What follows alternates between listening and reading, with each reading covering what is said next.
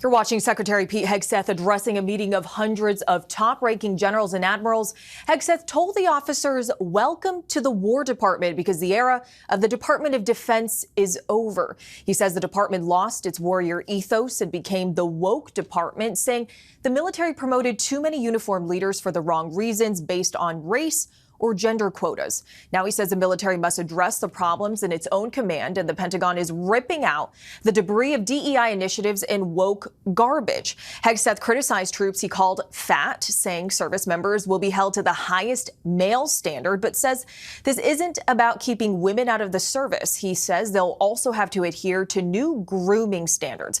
Hegseth also stressed peace through strength, saying those who long for peace must prepare for war. Now Hegseth says this is the most urgent moment that requires more troops, more munitions, more missiles, submarines, bombers, and innovation. He says he's implementing 10 directives to reform the military. Let's bring in our senior national policy reporter, Ann Flaherty, an ABC News contributor and former U.S. ambassador to NATO, General Doug Lute, for more. So, Ann, is there anything new here that jumped out to you that would require flying in hundreds of top military leaders from all over the world to listen to this, which was, of course, live streamed? Well, certainly this was a fiery speech. I mean, it came across as kind of a MAGA-style TED Talk. You know, he was pacing the stage and really using those speaking skills that he's honed over the years, and the reason why President Trump really tapped him for this job. He laid out several things that he wants to do. He says, look, you are here because I am looking you in the eye to say that you no longer have to walk on eggshells, that we are going to dig into people's backgrounds and erase infractions that they might have on their record, because he says that was all part of, this woke Pentagon before we got here. Now, I do want to point out, Selena, that something that's really important on this is that the military does not have quotas.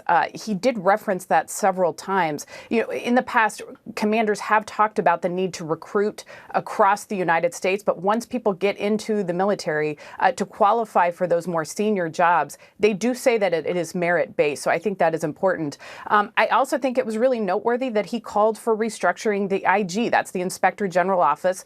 That's an office that is investigating him at this time and his use of putting classified information on a Signal chat, which is a commercial messaging app. So, really laying it out there that he says that, the gloves are coming off. We're not going to be managing people to the extent that we have in the past.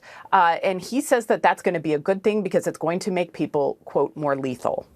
And General Lute, our Martha Raddatz, I just want to tell you her interpretation of this, which is that this is a big let's go back to the good old days speech, not a warrior ethos speech. What's your take on this? Well, look, he very much focused. Enlisted every member. Good morning. I'm sorry. So he very much lectured these senior leaders, as you reported, on basic leadership and discipline topics. So personal appearance, physical fitness, combat readiness, and so forth. He's going to issue these 10 department level directives having to do with this. But, his audience today was not junior leaders or even mid-grade officers. These are the senior most officers in the military. And I think they know well these questions of discipline and so forth. And many of them have decades of combat experience over the last 20 or 25 years. I think many of them sitting in the audience today will be having thoughts about big department level policy issues, not junior and middle grade discipline issues, but big policy issues like how do we reform the defense acquisition system? How do we deal with allies?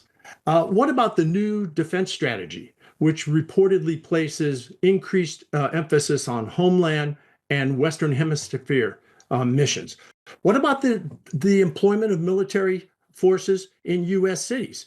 And as your report indicated, what about basic discipline like securing classified information or relieving officers with, even as the Secretary mentioned, with cause that was not their fault, and suggesting that more reliefs were coming. And also, he told his audience that if all these new standards that he unveiled today makes their hearts sink, then they should resign. General Doug Lute and Ann Flaherty, thank you both for your analysis.